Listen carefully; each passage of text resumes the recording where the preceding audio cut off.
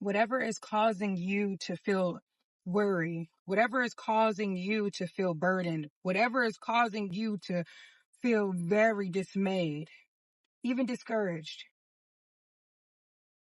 please lay it at the feet at the cross, the feet of Jesus at the cross. Take it to God and leave it there. It may sound easier said than done. And some, of y'all may be like, my bills is not about to be paid. Oh, I may even lose my place, or I just got fired. Hey, nothing is greater than the power of God. Do you know all things works not only for us in our sake, right? But to show how mighty God is. And right now, I'm throwing a lot of scripture actually at y'all. It's just that I'm paraphrasing here, but I don't have enough time to reference. But true facts, what he does in our lives, whether we see it as a blessing or not, or the obstacles that we go through, we may see it as like, man, this is a burden. This is hard. This don't feel good. Man, you breaking my heart, Lord. Why are you letting my heart break? But the thing is, you won't know until you get a little further in life that some things that happen, it needed to happen so you can get redirected back to God.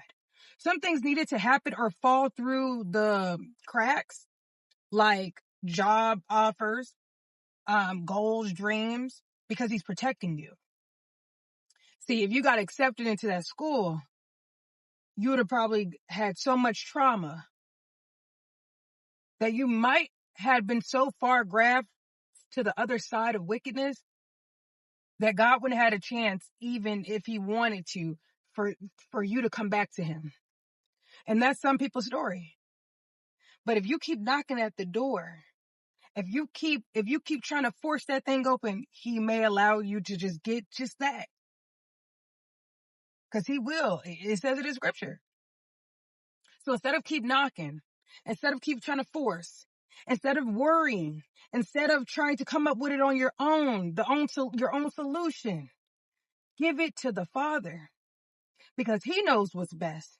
When doors shut, windows shut, he opens another one. But the thing is, when he opens it, it can't be shut.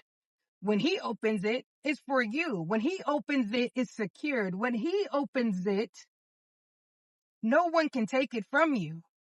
But then also, it's on the path of him and the will. It's the will that he designed for you in your life. So yes, you may be going through a hard time. Yes, you may be crying this morning. Yes, this evening you may be questioning even your walk or even questioning God. But hey, go into prayer. And while your heart is aching, while your heart is breaking, take it to him and say, hey, you know what? This is how much trust I have, Lord. This is how much trust I have because of the things around me, the distractions, how my feelings is feeling. This is how much trust and faith I have right now. But I have just an ounce to give it to you. Be gracious, be kind. Wow, I slowly give this to you. This idol to you. This worry to you. This burden to you. This hurt to you. This discouragement to you. The rejection. The abandonment. But I'm going to give it to you. Because when you give it to him, then you will slowly become into a place, not on your own. He will do this for you. You will get into a position and a place where you can actually hear from him, see the things and the doors that he wants you to go through. When your eyes are cloudy of what's going on, when your emotions are so fixated on what you're going through, you're not able to see what God is doing. You're not able to see what he's bringing to you. So you have to remove the distractions, and that's why you have to give it to God. That's why you have to not focus so much on the problem and focus on the solution and the answer, which is Jesus. Lay it at the cross, even if it may be a struggle and you don't fully know how to. Go to him and say, I don't even know how to give this to you, but I'm willing to try to give it to you. To just show me how to let go. Because sometimes it's not even about you giving it to him him taking it from you. Sometimes he's just looking at you like, baby, just let go. It's not a matter of him taking it from you. He's looking like, if you only just let go. release it. I'll do the rest. And I'll make sure you're good. Just trust and know. And I'm not just saying this because it sounds good, because I just had to do this a couple of days ago and it didn't feel good. And I'm still even feeling the residue of what I had to let go and surrender to him, and my worry and my burden. And it took me about 3 days, but I tussled with him for 3 days. See, I didn't do it on my own. I went to him and mind you, overnight, it didn't go away. And one day, 48 hours, it didn't go away, but I kept pressing into him about it.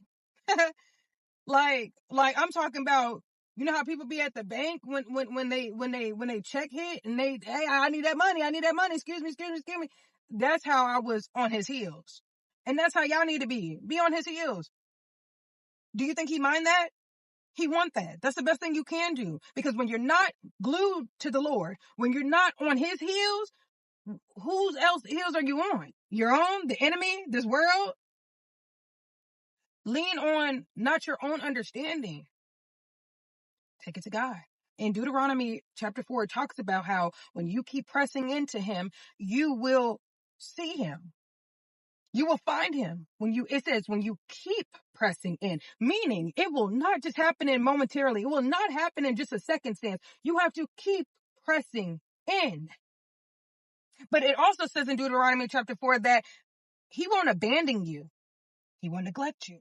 He won't leave you. Right? He's not a liar. He's not a confusion. The word is a living word. The Bible is a living word. He created all of that. Jesus Christ did. So therefore, if he says that he's not going to abandon you, you have to understand and know and trust that even though you feel like nothing is moving, he's making sure it works out not only for your sake, but for the glory of God and his kingdom. Because the burdens we go through, the hardships that we go through, the things that we have to overcome, do you know that that's a testimony for somebody else to see that, wow, I saw you last year and you was down on your luck, but I see you now. What's that called? And you say, it's Jesus. When somebody see how you are getting mistreated, but you're conducting yourself very confidently and boldly, but humbly, people around may say, what is that on you? Where you get that from? Where you learn that from? Jesus. Where you learn that from? The Bible. Then they gonna want to taste of that. Who's Jesus? Let me figure out who this Jesus is. See? You see how that works?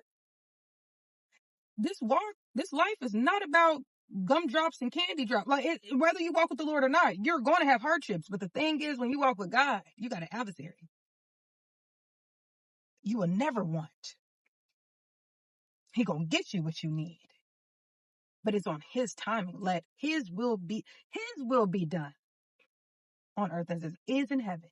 His will be done. All right, y'all.